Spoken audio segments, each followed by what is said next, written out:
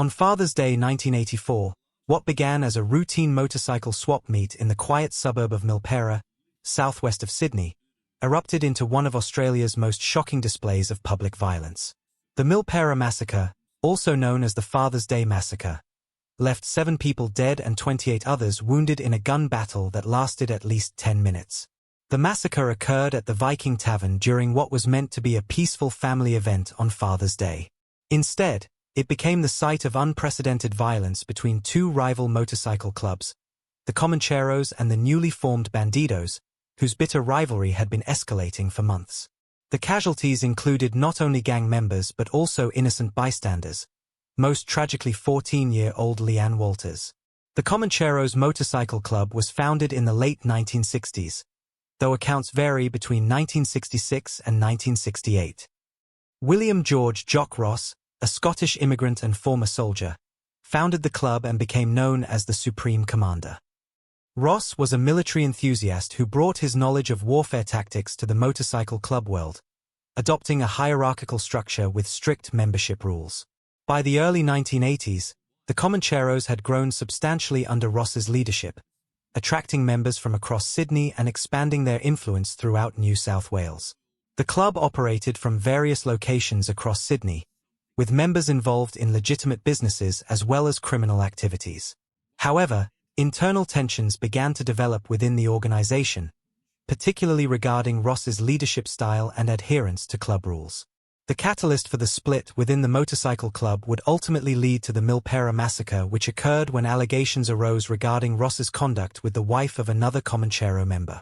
According to club sources, this allegedly violated a rule of the club's constitution, which forbade relations with another member's partner. Colin Caesar Campbell, who had served as sergeant-at-arms for the Comancheros, found himself in an impossible position. Campbell believed that club rules should apply equally to all members. When Campbell ordered Ross to face charges for allegedly breaking the rule, Ross failed to appear at the first 2 meetings called to address the matter. Anthony Mark "Snoddy" Spencer, who had risen through the ranks to become a respected figure within the organisation, became a focal point for the growing dissent against Ross's leadership. The disagreement over how to handle the allegations against Ross created a fundamental rift within the club. Rather than face the disciplinary proceedings, Ross attempted to resolve the situation by creating a separate chapter for the dissenting members. Spencer and his followers were assigned to form a new Comanchero chapter in Birchgrove, but this arrangement proved to be only temporary. When Spencer visited the United States with Charles Paul "Charlie" Sibras, they met with members of the Bandidos Motorcycle Club, which had been founded in Texas in 1966. The American Bandidos offered Spencer's group the opportunity to become the first Australian chapter of their organisation. In November 1983, Spencer's Birchgrove chapter broke away from the Comancheros to form the first Australian chapter of the Bandidos. This defection involved approximately 30 members who left the Comancheros to join the new organisation. The formation of the Bandidos Australia represented a direct challenge to the Comancheros' position in the Sydney motorcycle scene. The defection was seen as a significant loss for the Comancheros, as many of those who left had been experienced and active members of the organisation. For Ross, the formation of a rival club by former members represented both a loss of manpower and a challenge to his authority. The months following the formation of the Bandidos Australia chapter saw increasing hostility between the 2 organisations.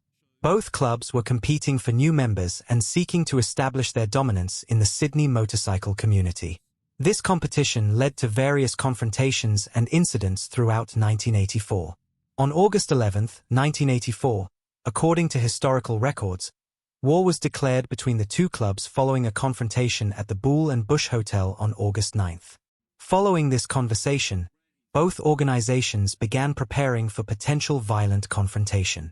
The period leading up to September 2, 1984, was marked by increasing tension within Sydney's motorcycle community. Both clubs were aware that a major confrontation was likely, and members of both organizations were reportedly armed and prepared for violence.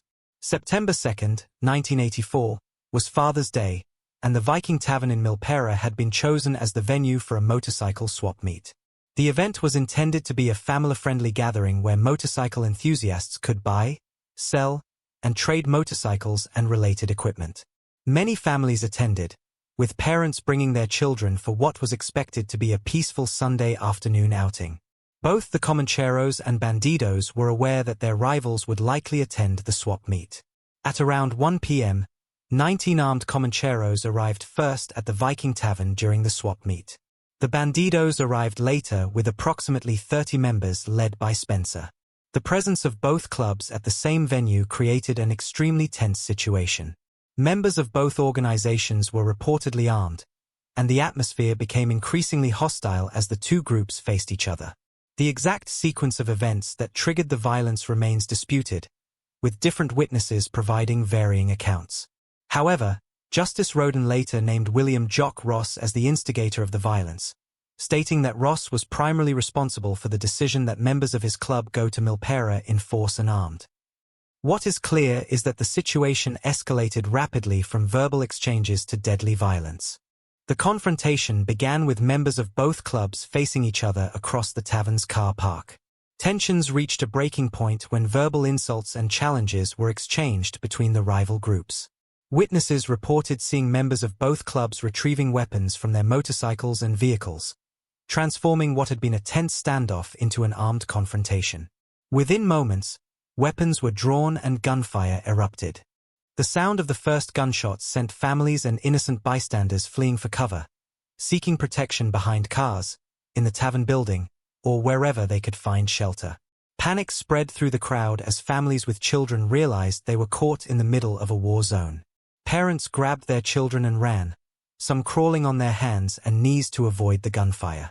Others took refuge behind motorcycles, cars, and concrete barriers, desperately trying to shield themselves and their loved ones from the crossfire.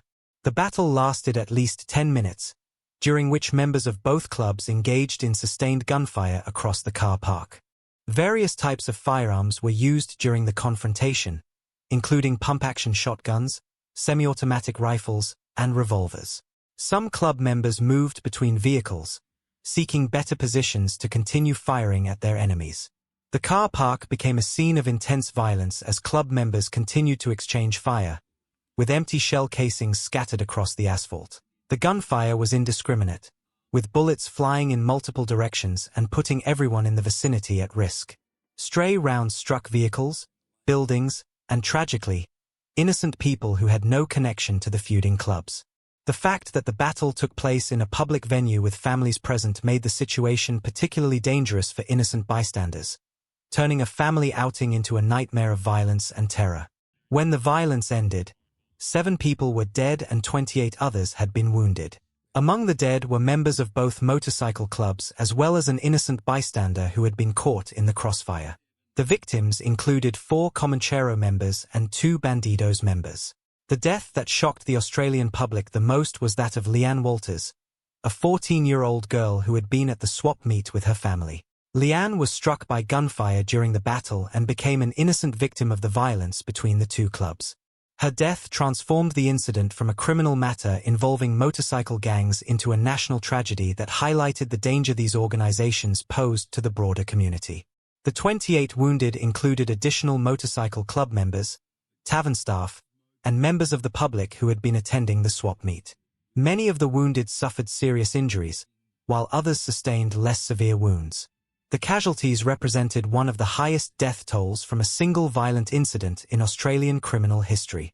The scene that confronted police and emergency services was unprecedented in Australian law enforcement experience. The Viking Tavern car park resembled a battlefield, with shell casings scattered across the asphalt, bullet holes in vehicles and buildings, and pools of blood marking where casualties had fallen. Emergency responders arrived to find wounded victims scattered throughout the area.